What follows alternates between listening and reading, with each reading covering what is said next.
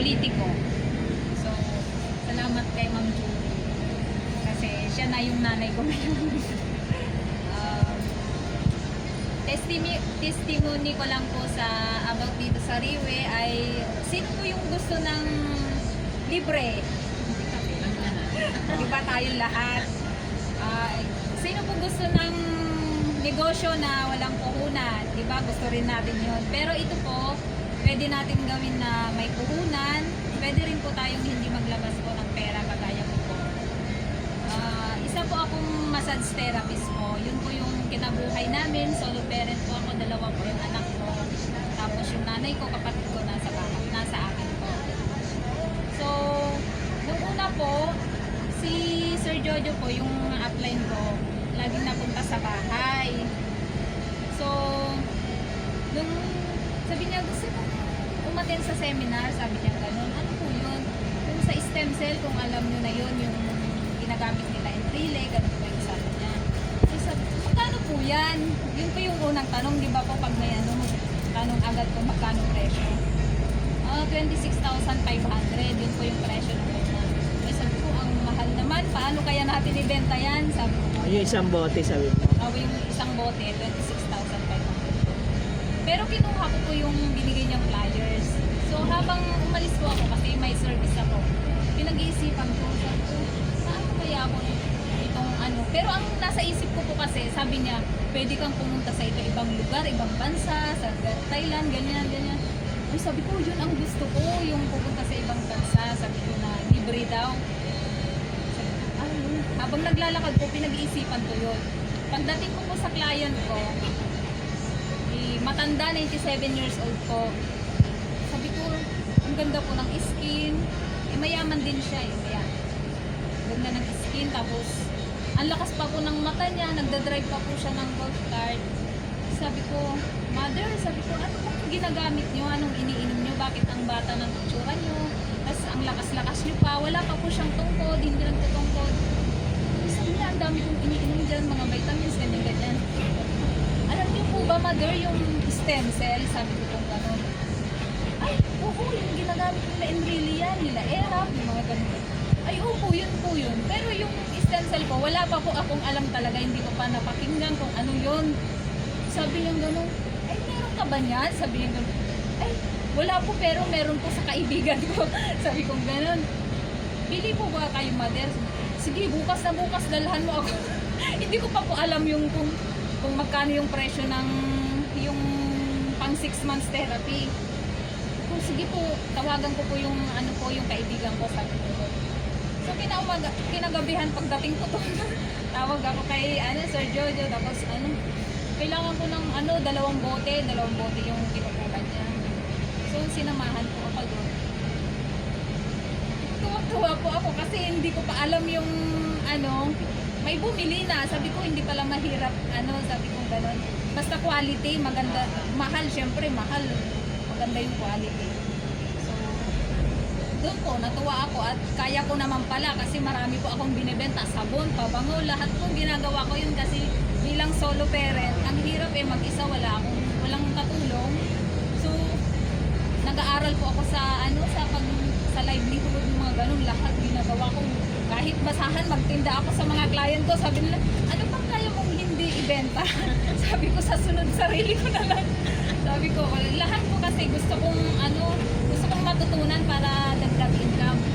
So yun po, ang isa pa pong testimony. Yun nga po, nakabenta ako ng set. Bumili ng set. Tapos naging po ako, diamond.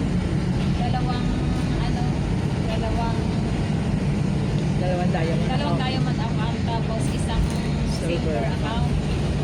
So nakapunta rin po ako ng Thailand saka sa Singapore. Nasabi ko nung una, maliliit pa po yung anak ko, umiiyak ako kasi ang hirap Sabi ko, mag-a-abroad ako. Ang dami ko pong ina-applyan sa abroad. Pero hanggang apply lang kasi pag andyan na yung interview, yung umaayaw na ako kasi umiiyak talaga ako. Hindi ko kaya, sabi ko. Pero one time ko, sabi ko, Lord, bigyan niyo po ako ng pagkakataon na kahit dito na lang ako yung trabaho kong massage, nyo na maging mapabuti at mamasyal na lang po ako sa ibang bansa. Natupad po yun dahil po kay Rayway na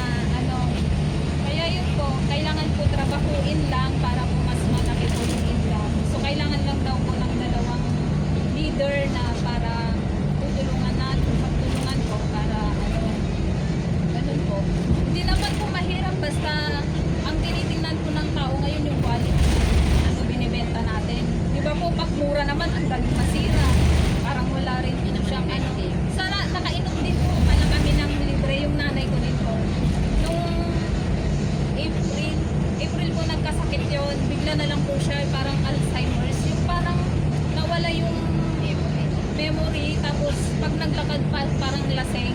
Eh, syempre kami, mahirap din naman, mahirap kami, pero mayaman na rin tayo. Kasi buhay pa tayo, mayaman na tayo. So, nung time na po yun, doon ako nakabenta ng 1 set. So, may free po si Riway, kasi nagbibigay po si Riway ng free para sa mga katulad po natin na distributor. So, nung time na yun, sabi ko sa kaibigan ko po, kasi may cancer ang nanay sa Ilocos. Sabi niya, friend, may cancer yung nanay ko.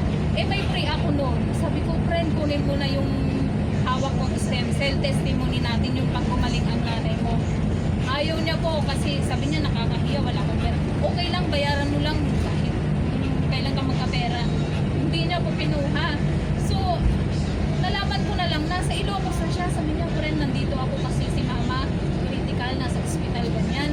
Sabi ko, ikaw talaga, sabi mo, hindi mo man lang kinuha yung gamot. Malaking ano natin yun. Sabi ko, testimony natin para malaman natin kung ano, effect. Ang ano, may purpose po pala si Lord. Kasi, bago, pagtapos po nun, yun nga, nagkasakit ang nanay ko. Pinadoktor din po namin sa may ano, sa Labang Med. Meron din po siyang konting bara sa puso. Tapos yun na, bigla na siyang unti-unting nawala yung, hindi niya ako alam yung ginagawa niya. Siyempre ako, madaling araw na po ako na uwi. Umiiyak po ako, binabantayan ko siya kasi hindi siya natutulog. Talagang, Ilang taon na nun? 71 po. Kung ano-ano pong ginagawa niya, sabi ko, ano kaya nangyari po?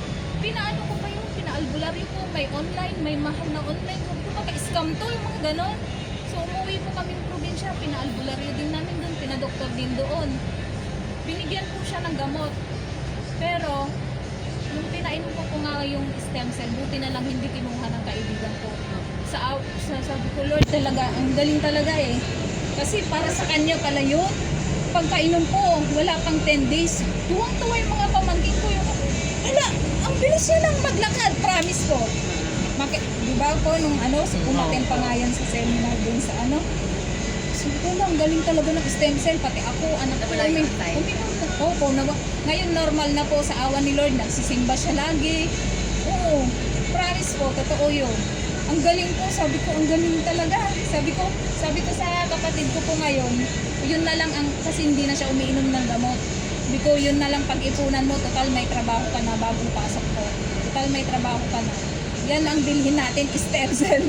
Pero inano ko na, sana magka-pray ako ulit. Yun po, ang ganda po talaga ng product sa kanyang company. Hindi siya madamot sa mga tao kasi libre lahat, di ba? Walang ano. Yun lang po, kailangan lang po natin ano,